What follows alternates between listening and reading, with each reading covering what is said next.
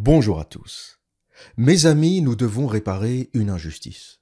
Nous en avons assez de la propagande et des mensonges de la NASA concernant l'exploration spatiale, ainsi que des affirmations des soviétiques qui auraient envoyé le premier homme en orbite. Laissez-moi rire. Non, les Russes et les Américains ne sont pas les premiers à être allés dans l'espace. Selon la tradition islamique, le Coran, les hadiths, la Sunna, la Sira Nabawiya, la biographie du prophète, le premier homme dans l'espace est Mohammed Rasulallah. Et il est temps de rendre au meilleur des hommes ce qui appartient au meilleur des hommes. Installe-toi confortablement, va te chercher un peu de gazouze, un peu de limonade. Aujourd'hui, on parle de l'Odyssée de Rasulallah et de son âne volant, une version augmentée de son âne Duldul avec des ailes. Cette incroyable aventure spatiale islamique a marqué l'histoire. Le Isra et le Miraj est un voyage qui eut lieu en 621 de notre ère, où le meilleur des hommes fit l'aller-retour, la Mecque, Jérusalem, Jérusalem, l'espace et la Voie lactée et au-delà, en une seule nuit, avant de retourner poursuivre son sommeil tranquillement chez sa cousine à la Mecque, puis, au petit matin, il raconta cette incroyable aventure à ses amis. Pour la petite précision, le Isra est le voyage horizontal de la Mecque à Jérusalem, à dos de bourricot volant, et le Miraj est le voyage vertical de Jérusalem vers l'espace et au-delà, toujours à dos de bourricot volant. Lorsqu'il lut cette histoire pour la première fois, le philosophe tunisien Ibn Khaldoun aurait dit « Ah, Zabi !» C'est un petit pas pour un bourricot, mais un grand pas pour Rasulallah, avant de terminer son sandwich harissa.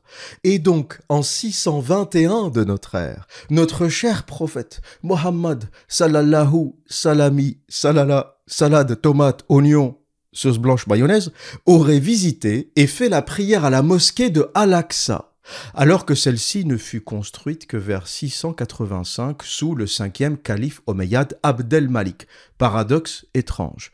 Mais la vitesse incroyable du bourricot volant Al-Burak, qui pour rappel voyage plus vite que la lumière, lui a certainement permis de voyager dans le futur. Oui, Rasulallah a aussi inspiré Spielberg, nous ne sommes pas à un détail près. Mais plus sérieusement, cette prétendue visite de la mosquée d'Al-Aqsa par le prophète, alors que celle-ci n'était pas encore construite, ni le dôme du rocher d'ailleurs, dont la construction a été entreprise en 691 par le même calife omeyyade Abd-el-Malik, est une information clé qui nous permettra de comprendre comment la fabrication du mythe islamique n'a été qu'un outil pour légitimer la conquête arabe de Jérusalem. Et un peu de patience, je développerai ce point crucial un peu plus tard dans ce podcast, après vous avoir raconté l'incroyable voyage nocturne.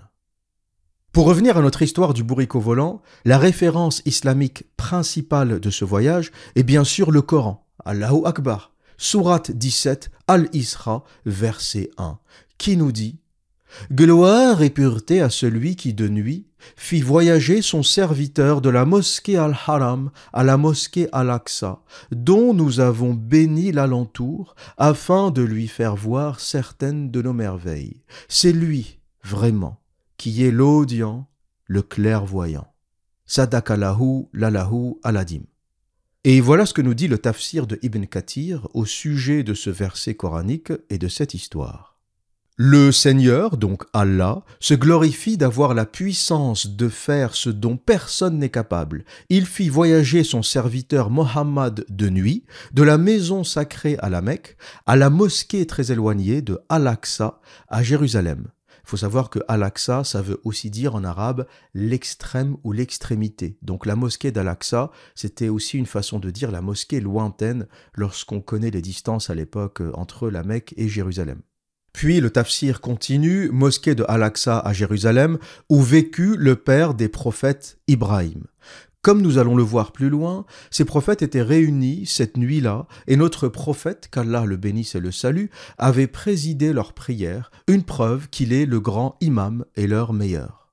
Donc là, le tafsir explique ce verset coranique en disant qu'il parle de ce voyage nocturne où Allah fit voyager son prophète de la Mecque à Jérusalem, où il est allé dans cette mosquée d'Al-Aqsa qui, manque de bol, n'était pas encore construite, hein, mais c'est un peu le paradoxe et le problème autour de cette histoire qui a aussi fait quitter l'islam à beaucoup de gens qui se sont dit comment le prophète est allé prier en 620 dans une mosquée qui a été construite en 685. C'est l'un des plus grands paradoxes et l'un des plus grands problèmes de la construction mythologique islamique. Mais on garde ça pour plus tard. Ensuite, le tafsir précise qu'il se base aussi sur plusieurs hadiths qui rapportent cette histoire et qui convergent vers les mêmes faits ou les mêmes informations. On retrouve aussi cette histoire dans la Sira de Ibn Hisham, la biographie du prophète, page 72, qui s'intitule « Le voyage nocturne », « The Night Journey » en anglais. La majorité des sources que je trouve sont en anglais, c'est beaucoup plus facile d'accès. Ça existe aussi en français, mais le Internet francophone est un peu en retard par rapport au Internet anglophone. En anglais, vous trouverez à peu près tout traduit en PDF, alors qu'en français, souvent, il faudra aller acheter les livres pour trouver les textes. Il y a vraiment un travail énorme de vulgarisation qui doit être fait en français. Il faut savoir que tout ce qui arrive aujourd'hui concernant la vulgarisation de l'islam, la critique de l'islam, a commencé dans le monde anglo-saxon il y a déjà une quinzaine, voire une vingtaine d'années. Ce n'est qu'aujourd'hui et que maintenant que ça arrive dans le monde francophone. Et la raison, c'est que même les pays musulmans principaux, donc Arabie Saoudite, Égypte, sont des pays anglophones. Donc ils publient, ils écrivent en anglais et ils produisent beaucoup de critiques de l'islam en anglais. Et pour ceux qui ne le savent pas, l'islam est déjà en train de tomber en Arabie Saoudite.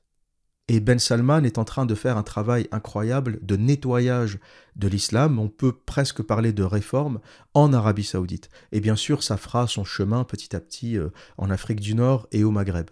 Le Maghreb sera l'un des derniers lieux à être sensibilisé à cette critique de l'islam. Je pense que le fondamentalisme finira et mourra au Maghreb, ce qui est logique, hein. La progression de l'islam, c'est toujours de l'Est vers l'Ouest, donc on aura d'abord un éveil en Arabie Saoudite, en Égypte, en Syrie, dans tous les pays arabes et anglophones, et ensuite ça arrivera au Maghreb et forcément en France et en Europe. Mais pour ceux qui doutent, l'effondrement de l'islam est entamé. La seule chose qu'il faut aujourd'hui, c'est le temps. Le temps va faire le travail. Mais le doute est dans la maison. C'est fini. Les gens ont lu les textes. Ils ont ouvert les textes. Ce n'est plus possible de raconter ce qu'il était possible de raconter dans les années 90. Tu vois, dans les années 90, tu as le imam, il fait une khotba. La khotba, c'est le discours islamique. Il parle comme ça pendant des heures. Il raconte sa diarrhée. C'était impossible de le contredire. Il pouvait dire ce qu'il voulait. C'est comme ça qu'on arrive à Daesh, au terrorisme, au groupe islamique. Aujourd'hui, n'importe quel gamin dans une mosquée qui entend son imam parler, il va sur Internet, il vérifie et il comprend que le gars raconte de la merde. Avant, les imams racontaient normal, Aïcha avait 18 ans, elle était consentante. Aujourd'hui, tu peux plus dire ce genre de choses. Tu vas te faire défoncer la gueule. La nouvelle génération qui arrive sera ingérable par les imams. Et c'est un peu la fin. C'est déjà la fin pour le meilleur. Voilà pour cette petite parenthèse concernant les sources. Vous en trouverez beaucoup plus si vous êtes anglophone. La majorité des hadiths, les sites des hadiths, des tafasirs sont en anglais. Il y en a quelques-uns en français, mais pas suffisamment.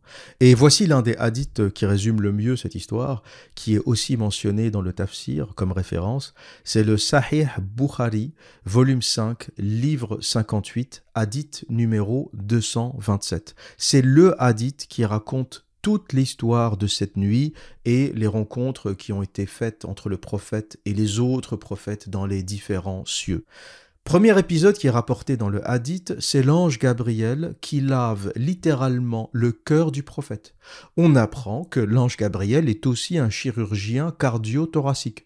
Et voici ce qu'il fait selon Hadith Bukhari et le tafsir de Ibn Kathir. 3 individus, sans ne lui adresser aucune parole, ont emporté le prophète et le mirent auprès du puits de Zamzam, où Gabriel le reçut, lui fendit la poitrine, fit sortir son cœur et le lava. Il apporta ensuite un vase en or plein de lumière, de foi et de sagesse, et il remplit son cœur, puis le rendit à sa place.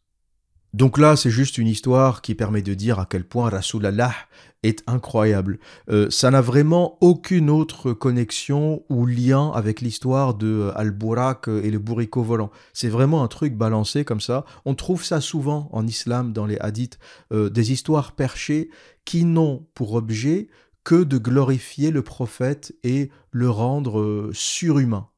Parce que l'histoire du voyage nocturne aurait très bien pu exister sans cette précision. C'est quoi le rapport, l'ange Gabriel qui arrive, qui lui nettoie le cœur, qui lui lave le cœur, il lui ouvre la poitrine, et c'est raconté comme quelque chose de vrai, c'était pas un rêve, c'est ça qui est incroyable. Il y a des témoins qui ont vu ça, oui, il était assis tranquille, l'ange Gabriel arrive, il lui ouvre la poitrine, il sort le cœur, il le lave, il prend un vase, il le remplit avec de la sagesse, et il lui remet le cœur. Et puis voilà, Rasulallah, il se lève, il continue à marcher. Les gars qui ont écrit ça ont dû s'éclater. Ensuite, Ibn Kathir continue. Dans la version de Ahmad, je pense qu'il fait référence à l'imam Ahmad, on trouve ce rajout. Le messager de Dieu, qu'Allah le bénisse et le salue, a raconté « On m'apporta le borak, qui est une monture blanche plus grande qu'un âne et plus petite que le mulet, dont le pas atteint la limite de sa vue. Je le montai jusqu'à Jérusalem, où je l'attachai. » Je l'attachais, je vous dirai pourquoi ça me fait rire. Je l'attachais à l'anneau où les prophètes attachaient les leurs. J'entrai à la mosquée, fis 2 raka'at, et, en sortant, Gabriel me présenta un vase de lait et un autre de vin. Je pris celui du lait. Intéressante précision. Rasulallah, il savait qu'il allait faire un voyage galactique, il voulait pas s'alcooliser. Il a pris du lait au lieu du vin. Il me dit alors, tu es sur la fitra, l'islamisme. Puis je montai avec lui au ciel. Là, c'est l'épisode qui nous raconte quand le Bourak a été amené à lui. Et ce qui m'a fait rire, c'est que le gars voyage sur un bourricot ailé à la vitesse de la lumière. Quand il arrive à Jérusalem, il l'attache. Il attache le bourricot au poteau. Et c'est là où tu comprends que cette histoire a été écrite par un bédouin du désert. Pourquoi ? Le gars, il a un animal incroyable, envoyé par Allah, qui s'appelle Al-Burak. Al-Burak, ça vient d'ailleurs de l'arabe Burak, qui veut dire éclair. Il monte sur le dos de l'âne. Il vole jusqu'à Jérusalem. Et quand il arrive à Jérusalem, il ne fait pas confiance à l'animal. Il l'attache. Et j'imagine la maison de presse des Abbassides qui a écrit tout ce bordel. Le gars, il a dû passer comme ça, il a vu Boukhari en train d'écrire. Qu'est-ce que t'écris là ? Ah oui, l'histoire du Burak, c'est bien, continue. Et il lui dit, t'as pensé à l'attacher quand il arrive à Jérusalem ? Au cas où il se sauve, parce que ton histoire, elle est claquée. Hein. Si jamais le Burak se sauve, il pourra plus aller dans l'espace après. Donc, ajoute-moi ça. Ils ont dû se fendre la gueule, les mecs. Vous savez que les gens qui ont écrit ça, c'est les mêmes qui ont écrit plus tard Les 1001 nuits. Aladdin, le tapis volant, Jasmine, le génie. C'est les mêmes, en fait. C'est les Perses. C'est pour ça qu'on trouve cette imagination incroyable. Et le récit d'Aladin est même un peu plus sérieux que le récit de Mohammed. Hein. Dans Aladin, ils n'ont pas osé le truc du chirurgien qui t'ouvre le cœur, qui lave le cœur. Aladin est une histoire beaucoup plus crédible et beaucoup plus sérieuse que les histoires de Mohammed. Et en plus, Mohammed manque d'imagination, ou ceux qui ont écrit ça manquent d'imagination, parce que dans Aladdin, bon, ils ont pris un tapis, ils ont inventé un truc, tu vois, il y a un concept, il y a quelque chose. Mohammed, qu'est-ce qu'il a fait ? Il a regardé à droite, il a regardé à gauche, il a vu son âne, Doul. Vous savez que le prophète, ceux qui l'imaginent sur un cheval majestueux, vous allez être déçus. Hein. Il avait un âne. Il allait à ses campagnes militaires à dos d'un âne qui s'appelle Doul, un gentil âne, j'imagine, qui lui a été offert par Al-Muqawqis, le gouverneur d'Égypte. Il lui a offert un âne et 2 femmes, 2 esclaves sexuelles. Marie la Copte, que le prophète a gardée pour lui, et sa sœur Nisrine, ou Nasrine, de mémoire, qu'il avait offert à son scribe ou à son compagnon. Et j'en avais parlé dans l'épisode consacré à l'esclavage en islam.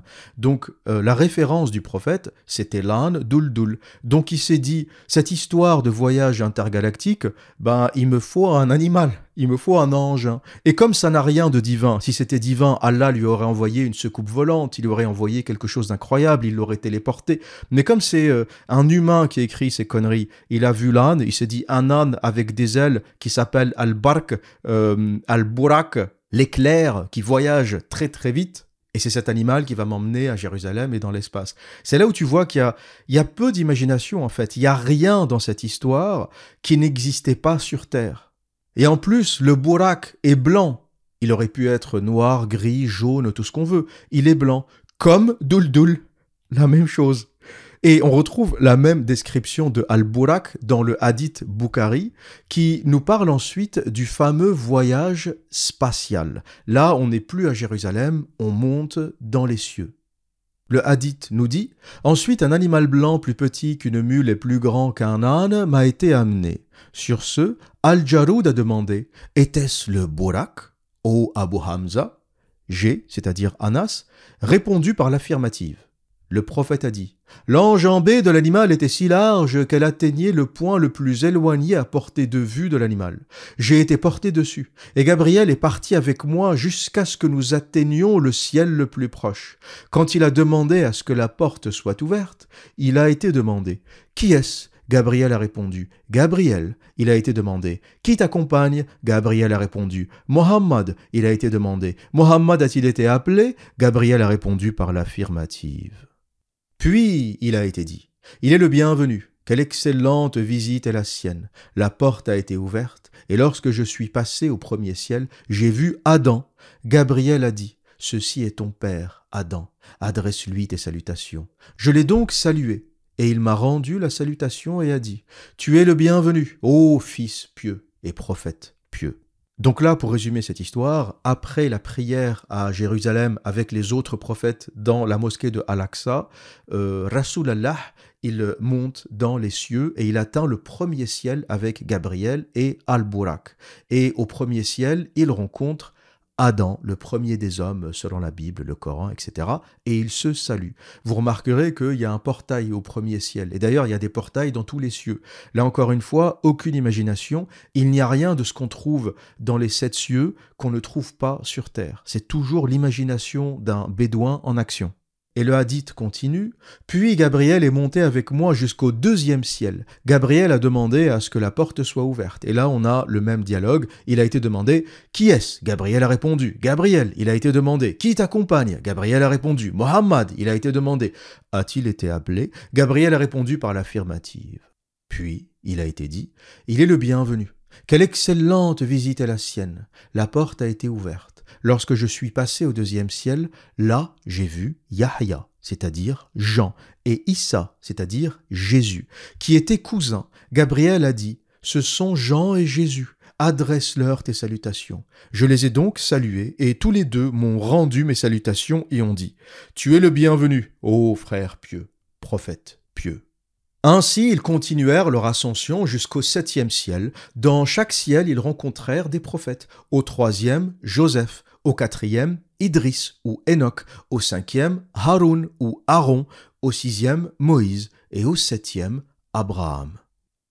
Pour schématiser, à chaque fois que le prophète montait dans les étages des cieux, il rencontrait un prophète différent, jusqu'à arriver au 6e où il rencontre Moïse. Là, c'est le dialogue le plus intéressant parce que c'est ça qui définira plus tard le nombre des prières en islam, au nombre de 5, et on verra ensemble pourquoi 5 et pas 10 et pas 30 et pas 50.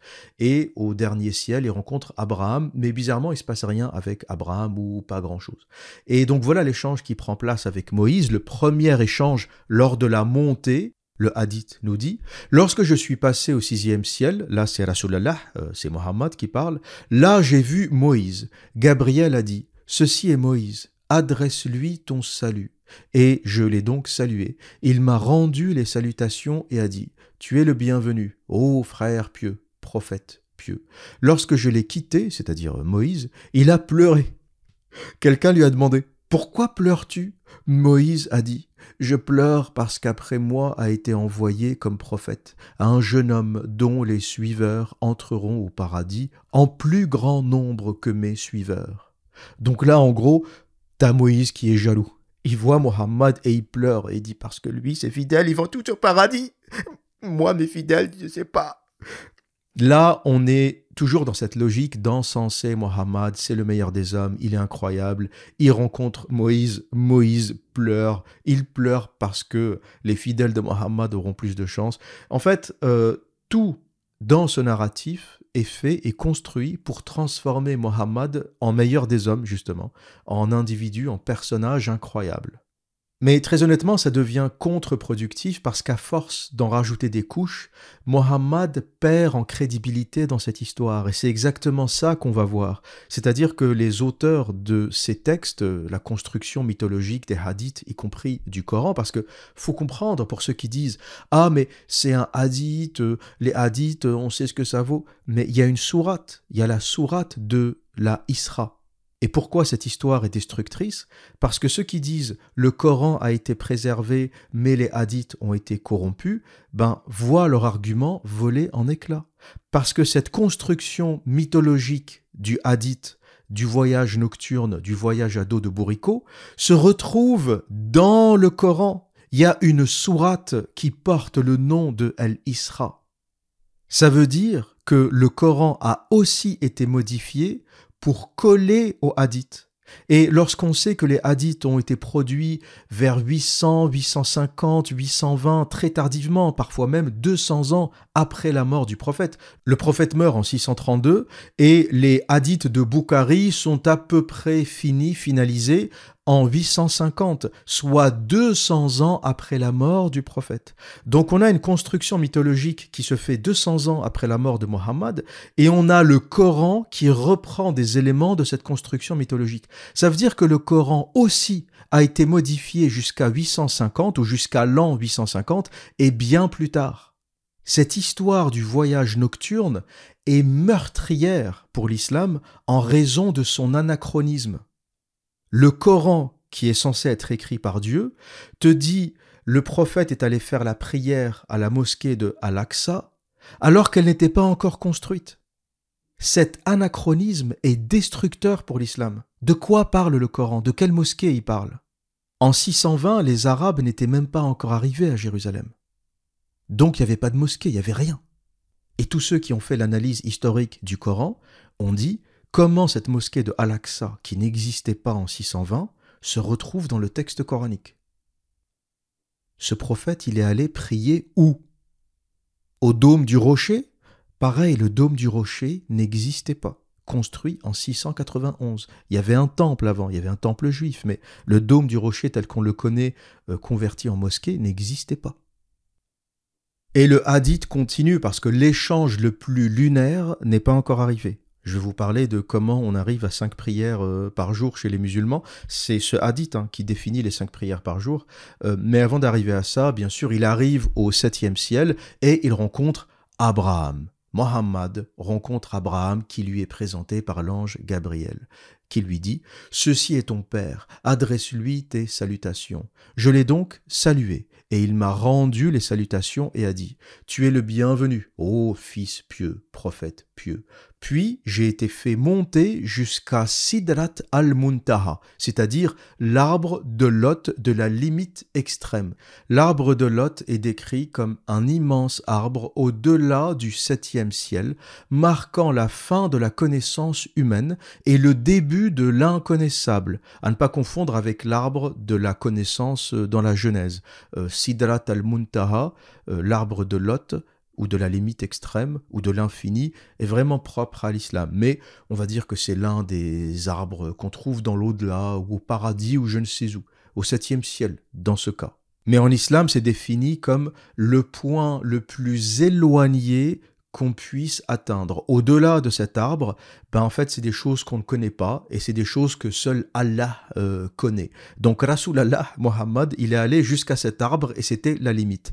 Et voilà comment il décrit cet arbre. Ses fruits étaient comme les jarres de Hajar. Donc, le mec, il va au bout du monde, il est quand même à 46 milliards d'années-lumière de la Terre. Et sur cet arbre, il y a des fruits qui ressemblent aux fruits de l'arbre de Médine. C'est là où tu vois que c'est une connerie écrite par un bédouin. Et il continue en nous disant « Ces feuilles étaient aussi grandes que les oreilles des éléphants ». Toutes les références de Mohammed sont terrestres. T'imagines, on est au point le plus éloigné que l'humanité, que les humains puissent connaître. Voilà, on est, selon la science actuelle, on est à 46 milliards d'années-lumière, c'est-à-dire la taille de l'univers, la taille connue. Et le gars, Mohammed Rasulallah, il te dit « Ah, en fait, l'arbre, il ressemble vraiment, enfin les fruits du moins, ressemblent vraiment à l'arbre qu'on a à côté de Médine, dans un petit coin qui s'appelle Hajar. » du foutage de gueule intégral. Aucune imagination. C'est pour ça que je vous dis que c'est pire qu'Aladin, c'est pire que les Mille et une nuits. Il aurait pu imaginer un truc un peu original, tu vois, mais ces références, c'est les références terrestres. Donc tout ce qu'il fait au 7e ciel, c'est exactement ce qu'il fait sur Terre. Rien que ça décrédibilise tout le récit islamique. Ensuite, Gabriel dit « Ceci est l'arbre de Lot de la limite extrême. Voilà, il y avait 4 rivières qui coulaient, 2 étaient cachées et 2 étaient visibles. J'ai demandé, là c'est Mohammed qui parle, quels sont ces 2 types de rivières, ô Gabriel ?» Il a répondu, Gabriel, « Quant aux rivières cachées, ce sont 2 rivières au paradis, et les rivières visibles sont le Nil et l'Euphrate. » Donc, on est au 7e ciel, à 46 milliards d'années-lumière de la Terre, et le gars, il voit le Nil, le fleuve égyptien, et il voit l'Euphrate, le fleuve mésopotamien qui traverse, entre autres, l'Irak. Il aurait pu dire « je vois le fleuve Amazon », mais Mohammed ne connaissait pas le fleuve Amazon. Mohammed ne connaissait que ce qui entourait la péninsule arabique. Donc forcément, les fleuves qu'il va voir, c'est l'Euphrate, c'est le Nil, le Tibre, des fleuves des environs. Puis Al-Bayt al-Ma'mour, c'est-à-dire la maison sacrée m'a été montrée. Là, c'est toujours Mohammed qui raconte son voyage.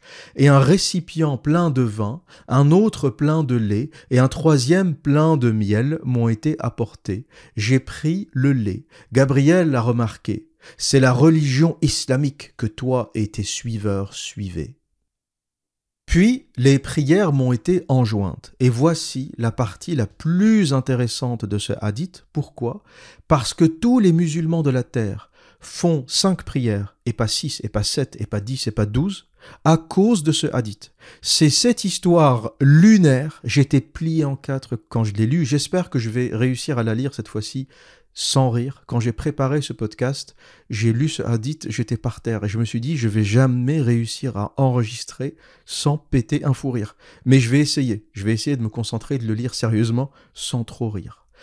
Puis les prières m'ont été enjointes. Donc Mohammed rencontre Allah, Allah lui donne le nombre des prières à faire et il dit, elles étaient de 50 prières par jour. Et à partir de ce point, Mohammed a fini son voyage et il commence à redescendre dans les cieux. Donc il repasse au 6e, au 5e, au 4e ciel, etc. Mais lorsqu'il est retourné, il dit « J'ai croisé Moïse, qui a demandé « Qu'as-tu été ordonné de faire ?» J'ai répondu « Mohammed, j'ai été ordonné d'offrir 50 prières par jour. » Moïse a dit « Tes suiveurs ne peuvent pas supporter 50 prières par jour. Par Allah !» J'ai testé les gens avant toi et j'ai tenté de mon mieux avec Bani Israël, donc les Juifs, Bani Israël. Retourne à ton Seigneur et demande une réduction pour alléger le fardeau de tes suiveurs. Alors je suis retourné et Allah a réduit 10 prières pour moi. Vous imaginez ce passage ? Mohammed entend le Créateur de l'univers lui dire « Tes serviteurs devront faire 50 prières pour moi, nuit et jour. » Mohammed, normalement, il entend ça, il ferme sa gueule. C'est le créateur de l'univers, de la Voie lactée, de la vie, des trous noirs, des galaxies, il a tout créé. Il te dit, tu fais 50 prières, tu fermes ta gueule. Mohammed y descend, il arrive au 6e ciel, il rencontre Moïse. Moïse lui dit, non, c'est beaucoup, c'est bezaf, ça va pas passer. Moi, j'ai essayé avec les Juifs. Ils m'ont défoncé la gueule. Ça va pas passer, Mohammed. Va revoir Allah. Dis-lui de baisser, de diminuer le nombre de prières. Vous imaginez ? Mohammed, qu'est-ce qu'il répond à Moïse ? Il lui dit pas, non, Moïse, ferme ta gueule. Allah, il m'a dit, je fais. T'es qui, toi, pour me dire c'est pas suffisant ? Ça veut dire que tu sais mieux que Allah ? Moïse, c'est mieux que Allah ? Mais c'est pas ce qu'a fait Mohammed. Mohammed, il est retourné. Il a dit, alors je suis retourné. Et Allah a réduit 10 prières pour moi. Donc Allah lui a dit, ok, je pense que tu as raison, donc réduction de 10 prières, tu ne feras que 40 prières. Puis encore, je suis venu à Moïse. Mais il a répété la même chose qu'il avait dit avant. Puis encore, je suis retourné à Allah, et il a réduit 10 prières de plus. Donc là, tu as Moïse au 6e ciel qui est en mode troll total. Tu as Mohammed, il va à Dieu, il lui réduit les prières de 10, Moïse, il lui dit, ça suffit pas, retourne voir Allah. Et Mohammed, il retourne voir Allah. Et Allah lui réduit encore de 10. Donc là, on en est à 30 prières. Mais c'est pas fini. C'est pas fini. Moïse continue de le troller. Lorsque je suis revenu à Moïse, il a dit la même chose. Je suis retourné donc à Allah et il m'a ordonné 10 prières par jour. Donc à chaque fois, Mohammed va négocier comme un marchand de tapis avec le créateur de l'univers sous les ordres de Moïse ou sous le conseil de Moïse. C'est-à-dire que Mohammed fait plus confiance à Moïse qu'à Allah. Si ça vous suffit pas à comprendre à quel point ce prophète est un guignol et à quel point cette religion est ridicule, je ne peux plus rien pour vous. Le gars, il se fait balader par Moïse et il fait des allers-retours et il va chez Allah. Allah, combien les prières? 50. C'est beaucoup. Moïse, il m'a dit, c'est beaucoup. 40. Moïse, il m'a dit, c'est beaucoup.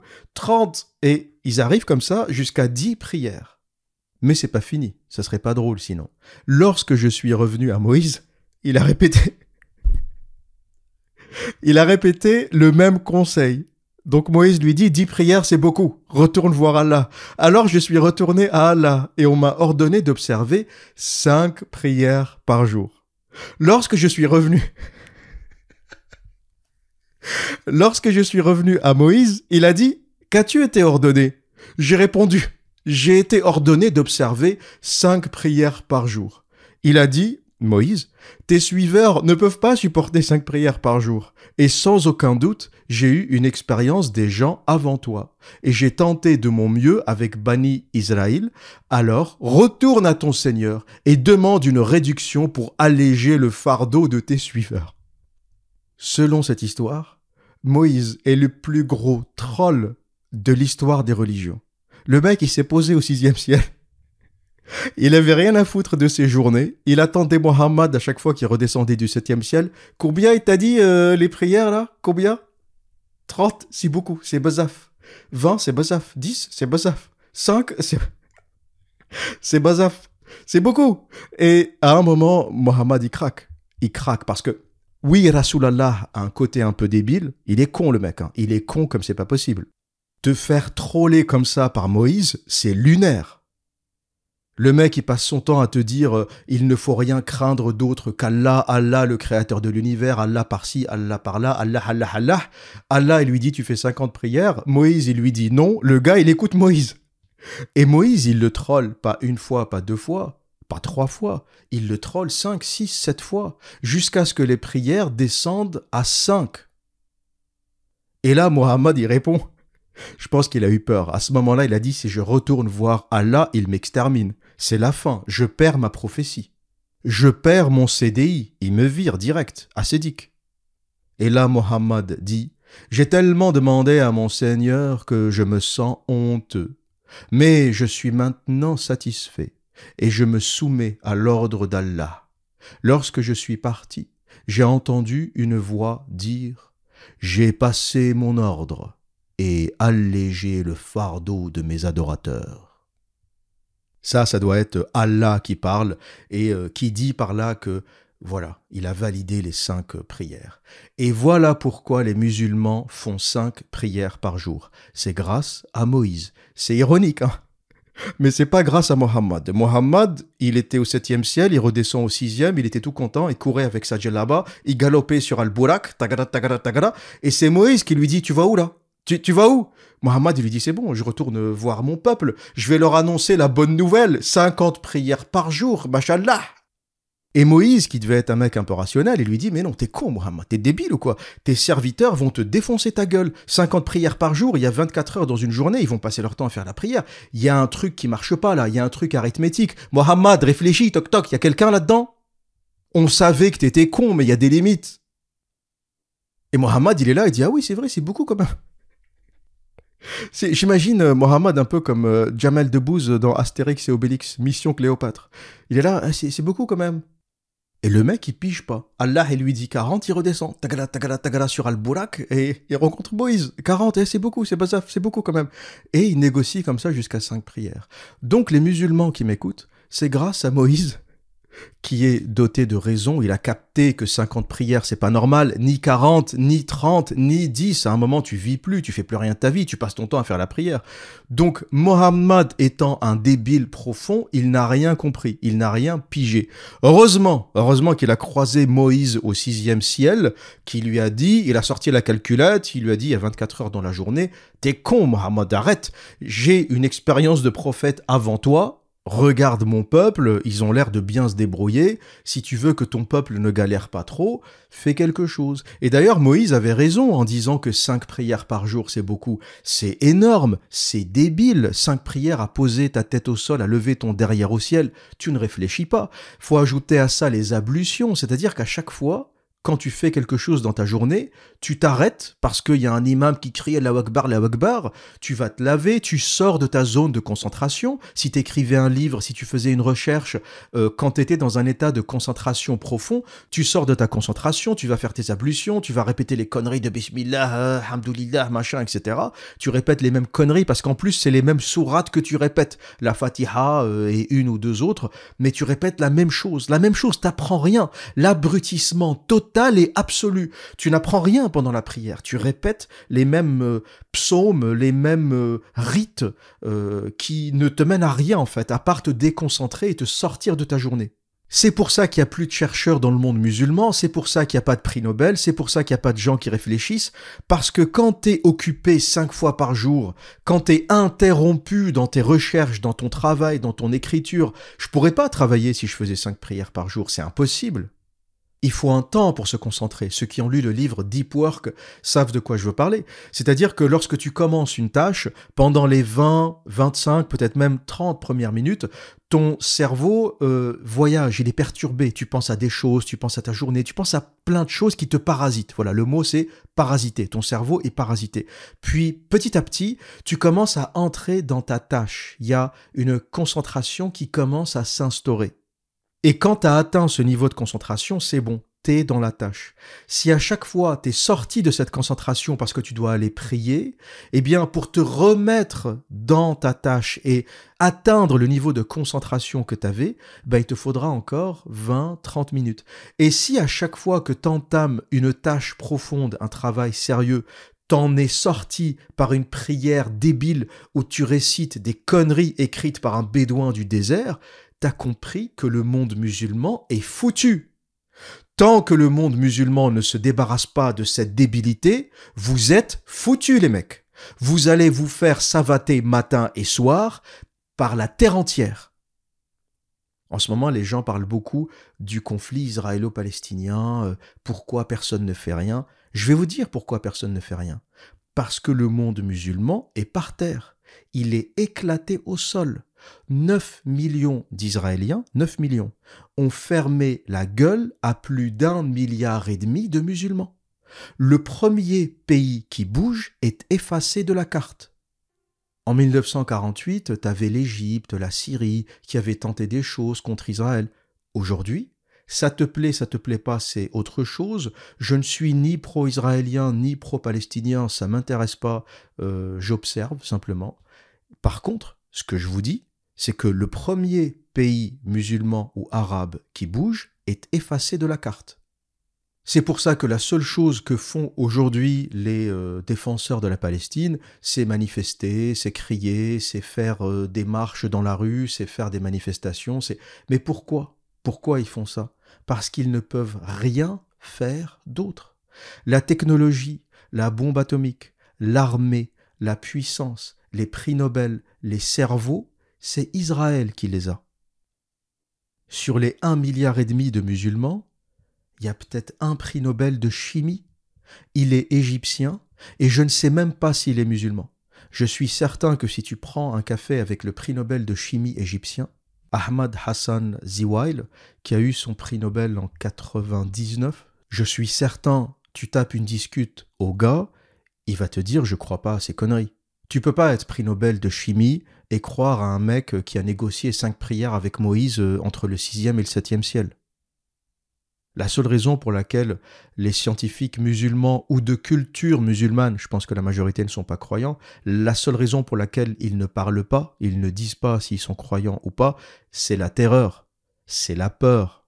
Parce que c'est une religion violente, parce que c'est une religion qui tue les apostats, parce que c'est une religion qui assassine des journalistes qui font des caricatures, parce que c'est une religion qui va égorger un prof s'il a montré des images du prophète parce que c'est péché, c'est haram, etc. C'est pour ça que les gens ne parlent pas. C'est pas par respect pour l'islam, c'est par terreur. Ne confondez pas respect et terreur. Et ce qui est en train de changer aujourd'hui, c'est que Internet n'est plus atteignable. Les gens qui disent, qui publient des choses, qui publient la vérité surtout au sujet de l'islam, ne sont plus atteignables. Donc la vérité circule. L'âge de la terreur, l'ère de la terreur est fini. Internet n'a pas de lieu. Internet, c'est comme Allah. Internet, c'est comme une force divine. Il n'y a pas de lieu. Je te balance une caricature sur YouTube, qu'est-ce que tu vas faire ? Tu vas aller attaquer les serveurs, tu vas aller brûler les serveurs. Comment tu fais pour supprimer cette caricature ? Tu ne peux pas. Avant, c'était plus facile de s'attaquer aux personnes physiquement, de leur faire peur, etc. Aujourd'hui, avec Internet, vous êtes fini. Vous êtes fini. Les caricatures de Rasulallah, elles sont dans le cloud, elles sont inatteignables. Chaque chose publiée est là pour l'éternité. L'ère de la terreur est terminée. Et comme l'islam est en partie basé sur la terreur, l'ère islamique est terminée. C'est fini, c'est fini. C'est le début de la fin. Le temps va faire le reste. Mais il n'y a plus rien à faire aujourd'hui. C'est bon, la boîte de Pandore est ouverte, l'information est sortie. Combien de musulmans savaient qu'ils faisaient 5 prières par jour en raison de ce hadith où le prophète Rasulallah négociait avec Moïse, alors que Rasulallah ne savait même pas que 50 prières c'était beaucoup, et que c'est grâce à Moïse, selon le récit islamique, que les musulmans font 5 prières par jour. Combien connaissez cette histoire ? Combien d'entre vous savent ça ? Hadith, Sahih al-Bukhari, volume 5, livre 58, numéro 227. Le tafsir de Ibn Kathir, la sira de Ibn Hisham, la biographie du prophète, le voyage nocturne, écrit noir sur blanc. Et vous êtes 1,5 milliard à croire à ça. Le prophète qui négocie avec Allah comme un marchand de tapis. Combien les prières Allah ? 50 ? 50 c'est beaucoup. J'ai parlé avec Moïse, il m'a dit c'est beaucoup. Moïse qui le troll. Moïse il a mis un tabouret, il s'est posé comme ça au 6e ciel, il s'est dit je vais le troller. Je vais troller Rasulallah, il redescendra pas sur terre. Parce que Mohammed, il était censé redescendre. C'est fini, la mission est terminée. Il a vu l'arbre de l'infini, il a pris un verre de lait, il a tapé la discute avec Allah, il a vu les prophètes, il a vu Issa, Jésus, son cousin Jean, il a vu Adam, il a vu Abraham. Il a fini sa mission. Il était en mode, je redescends. Il est sur Al-Burak et il redescend. Et là, il croise Moïse sur un tabouret au 6e ciel qui lui fait la misère. Et vous êtes 1,5 milliard à croire à ces conneries. Et du coup, ça permet aussi de régler le conflit entre juifs et musulmans, parce qu'aujourd'hui, chaque musulman devrait aller remercier les juifs, parce que c'est grâce à Moïse que vous ne faites que 5 prières. Si votre destin était entre les mains de Rasulallah, vous seriez en train de faire 50 prières par jour. 50 ! Le mec est tellement débile qu'il n'avait pas compris que 50 prières, c'est beaucoup. Et beaucoup se sont demandé, est-ce que ce voyage est vrai ? Est-ce que c'était un rêve ? Mais là aussi, le tafsir nous donne une explication très claire. Voilà ce que dit Ibn Kathir. La majorité des ulama affirment que le voyage eut lieu en âme et corps à l'état d'éveil et non en rêve. Ils n'ont pas renié que l'envoyé de Dieu, qu'Allah le bénisse et le salue, avait fait une vision qui fut ensuite réalisée effectivement. La preuve en est le verset « Gloire à celui qui a fait voyager de nuit son serviteur ». Car la glorification n'est constatée que lorsqu'il s'agit d'un événement très important. Donc Ibn Kathir dit « Du moment que c'est dans le Coran, que ça a été transcrit dans le Coran, gloire à celui qui a fait voyager son serviteur, c'est fini, le doute n'est plus permis. » Au sens de « cette histoire est vraie ». D'autre part, et là on a un point très intéressant parce que, je vous le dis, les gens à l'époque n'étaient pas débiles. C'est pour ça qu'au début, pendant les 12-13 premières années de l'islam, il y a eu peu ou pas de convertis, à part Mohammed et quelques compagnons, personne ne voulait de ce truc. Et voilà ce que nous dit le tafsir. D'autre part, si ce voyage était l'objet d'une vision, les Koraïchites impies n'auraient pas démenti une chose pareille, et une foule qui avait embrassé l'islam n'aurait pas apostasié. Écoutez bien ce que je vous dis, raconté par Ibn Kathir, à l'écoute de cette histoire, comme elle était racontée comme étant vraie, les Koraïchites ont apostasié. Et Ibn Kathir dit, en fait, si c'était un rêve, ils n'auraient pas apostasié, ils auraient dit c'est un rêve. Voilà, Mohammed raconte un rêve, bon, on rêve tous. On rêve tous qu'on a un jour volé, qu'on a fait des choses, voler au sens voler dans les airs, hein, pas voler une marchandise. Quoique Mohammed a fait les deux. Il faisait des voyages de nuit, ensuite il revenait la journée attaquer des caravanes. Mais ce que nous dit ce tafsir, c'est que comme l'histoire était racontée comme vraie, des Koraïchites qui s'étaient convertis à l'islam ont apostasié. Parce qu'ils ont dit c'est pas possible. Ce n'est pas possible. Et j'ai envie de dire, les gens étaient moins cons à l'époque. C'est intéressant. Les gens qui ont vu le prophète, ils le voyaient du matin au soir, ils ont apostasié. Pour la simple raison qu'ils avaient compris que le gars était un débile intégral. D'ailleurs, pour vous dire à quel point les gens s'en branlaient complètement de cette histoire à l'époque, les gens étaient moins cons qu'aujourd'hui, les musulmans de l'époque ou les nouveaux convertis de l'époque devaient être beaucoup plus rationnels qu'aujourd'hui. Non seulement ils ont apostasié, ils ont quitté l'islam, les nouveaux convertis ont quitté l'islam en écoutant cette histoire, et c'est Ibn Kathir qui le dit, l'un des plus grands érudits de l'islam. Il a écrit avec Tabari les tafasirs les plus précis, les plus connus, les plus populaires. Et il nous dit que les musulmans de l'époque, à l'écoute de cette histoire qui était racontée comme vraie, ont apostasié. Mais en plus, 1 an plus tard, ils l'ont dégagé de la Mecque. 1 ou 2 ans après cet événement, ils l'ont viré de la Mecque. Et le prophète est parti à Médine.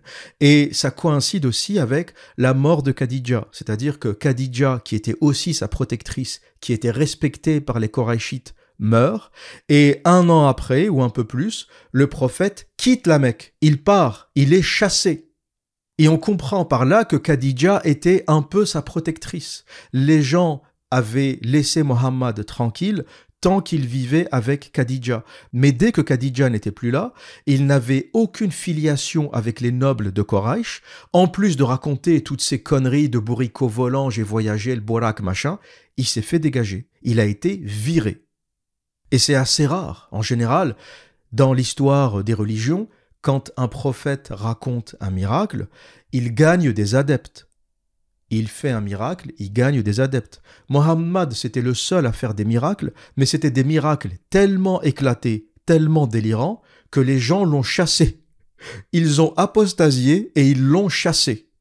Et 1 an après cette histoire du voyage nocturne avec Al-Burak, il est viré de la Mecque et il part à Médine. Et pourquoi cette histoire n'est pas crédible? Pourquoi les gens n'ont pas pu le croire? Parce qu'il n'y a rien de divin dans cette histoire. Il n'y a rien de divin.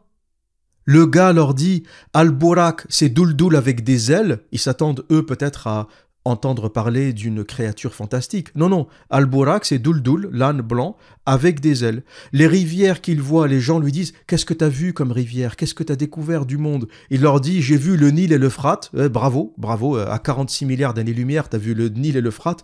Argument éclaté au sol et peu convaincant. On lui dit « Qu'est-ce que tu as bu? Qu'est-ce que tu as bu au 7e ciel? T'étais près de l'arbre de l'infini, t'as parlé à Allah qui t'a ordonné 50 prières, puis 5 grâce à Moïse. » Déjà, la crédibilité, tu vois, le mec, il dit « Moi, j'étais prêt à vous imposer 50 prières. Hein. Si c'était pas Moïse qui vous avait dit 5 prières ou qui m'a poussé à négocier les 5 prières, vous seriez en train de vous taper 50 prières. Hein. Donc, réjouissez-vous. » Déjà, niveau crédibilité, le mec, 0. On lui dit « Qu'est-ce que t'as bu ?» Il dit « J'ai bu du vin, du lait et du miel. » Ou du moins, on lui a proposé du vin, du lait et du miel, et il a choisi de boire du lait. Il n'y a rien dans cette histoire qui soit divin. Les gens ont dit, le mec c'est un menteur, c'est un bricoleur. Et surtout, cette histoire est un bricolage de plusieurs autres mythologies. C'est-à-dire que Al-Burak, bon, c'est quand même étrangement similaire à la mythologie grecque et à Pégase, le cheval volant, le cheval ailé, qui tente de rejoindre Olympe, le domaine des dieux. Ça ressemble aussi à l'ascension d'Héraclès, les 12 travaux d'Hercule, qui se terminent par l'ascension au mont Olympe devant un dieu. La mythologie hindoue aussi a ce genre d'histoire, de récit. Le voyage d'Arjuna.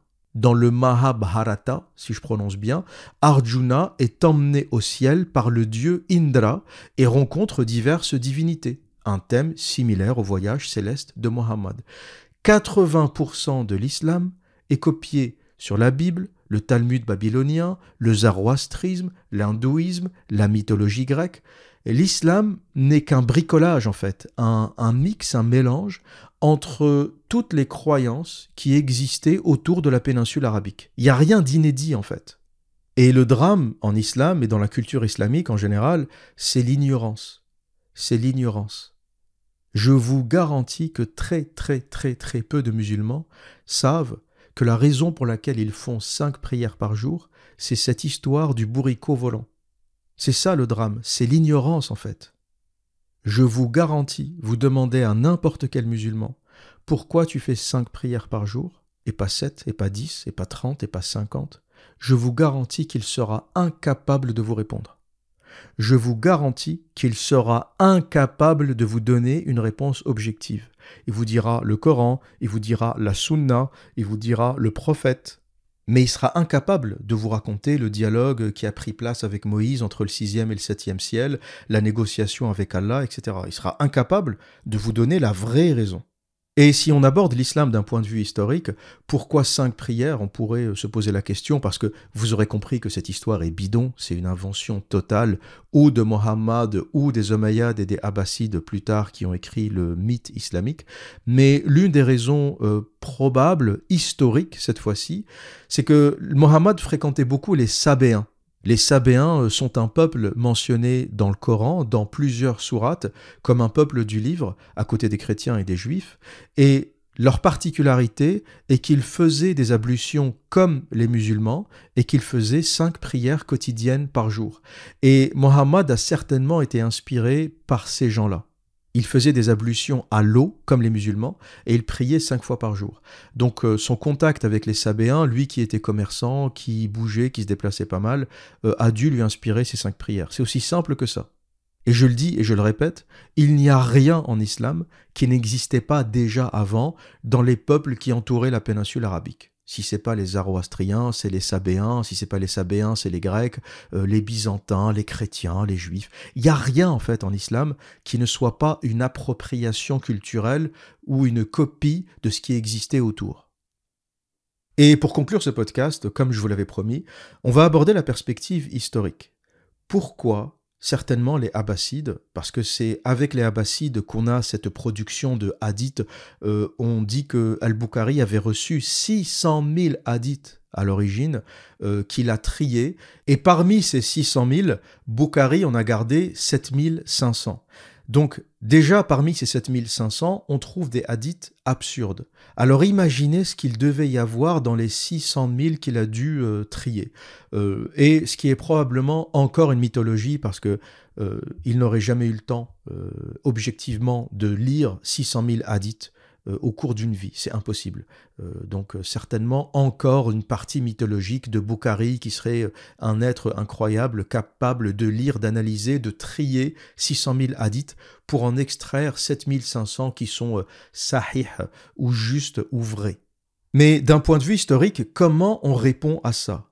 Comment on explique que le voyage nocturne à la mosquée de Al-Aqsa à Jérusalem se passe en 620, alors que cette mosquée n'est construite qu'en 685 par le calife omeyyade Abd el-Malik. Et certains vont dire non, c'est pas la mosquée de Al-Aqsa, la mosquée elle-même, mais plutôt le dôme du rocher à côté. Pareil, dôme du rocher construit en 691 par le même calife omeyyade. Eh bien, la raison, elle est politique. Il faut comprendre qu'il n'y a rien, absolument rien, qui lie l'islam à Jérusalem. Jérusalem est une terre juive, puis chrétienne, et finalement les chrétiens, ce ne sont que des juifs qui se sont rebellés contre l'Ancien Testament et qui créent le christianisme, mais on est à peu près dans le même dogme, dans la même logique. Et l'islam naît dans le désert d'Arabie. Donc aucune connexion. Et pour avoir une légitimité, s'ils veulent un jour prendre Jérusalem, les Omeyyades et les Abbassides plus tard avaient besoin de fabriquer un mythe, ils avaient besoin de quelque chose. Et donc ils inventent cette histoire de Abraham qui est venu construire la Kaaba qui n'existe nulle part ailleurs. Dans toutes les autres religions, Abraham naît à peu près dans la région Irak et il n'est jamais venu en Arabie Saoudite, il n'a jamais voyagé en Arabie Saoudite et encore moins construit la Kaaba. Mais ça c'est un mythe islamique, une construction pour essayer de connecter autant que possible le désert d'Arabie à l'histoire biblique, l'histoire monothéiste. Et ensuite, quand les tribus arabes montent en puissance et quand les Omeyyades montent en puissance, ils envahissent Jérusalem, ils prennent Jérusalem, sauf que le militaire, l'armée ne suffit pas. Il faut une légitimité pour rester. Comment on s'implante si on est toujours un étranger ? Les populations locales finiront un jour par se rebeller et un jour par les renvoyer. Et donc ils inventent ce voyage nocturne pour connecter l'histoire islamique à Jérusalem.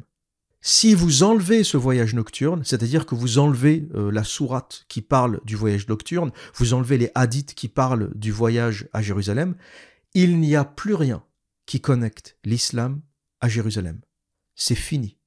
Jérusalem devient une terre juive, chrétienne, et il n'y a plus rien qui connecte l'islam à Jérusalem. Et voilà ce qui explique cet anachronisme, une histoire qui est censée se passer en 620 dans une mosquée qui n'est construite qu'en 685. La raison objective, c'est que cette histoire est un ajout postérieur. Le prophète meurt en 632. Au moment où il meurt, il n'y a pas cette sourate. La sourate 17, verset 1 Al-Isra, n'existe pas à la mort du prophète pour la simple raison que la mosquée n'existait pas. Al-Aqsa, Masjid al-Aqsa, la mosquée al-Aqsa, n'existait pas à cette époque. Donc les auteurs abbassides, tous ces auteurs du bord de la mer Caspienne, Boukhari, Tabari, Muslim, ils sont tous de la même région, commencent à produire des textes pour les Abbassides 200 ans après l'islam, on est en 850, tout ça a dû être produit entre 750 et 850 à quelques années près, pour créer une mythologie, créer une histoire qui rend Jérusalem légitime pour les Arabes. Le Coran n'a été qu'une invention mythologique pour motiver puis légitimer la conquête militaire de Jérusalem par les Omeyyades et les Abbassides plus tard. Et c'est pour ça qu'on trouve deux volets dans le Coran. On trouve le volet militaire, comment encourager les troupes, comment les encourager à mourir pour Allah, à se suicider carrément. Eh bien, avec des versets qui les encouragent à mourir pour le paradis. Et le paradis, c'est un paradis bédouin. Il n'y a que des choses que désirent les bédouins au paradis. Des vierges, 72 vierges. Qui désire 72 vierges ? Un homme normal va te dire, s'il y a une jolie femme au paradis, oui, je prends, pourquoi pas, c'est bien. Mais ce fantasme des vierges, 72 vierges, faut vraiment être un puceau intégral pour désirer 72 vierges.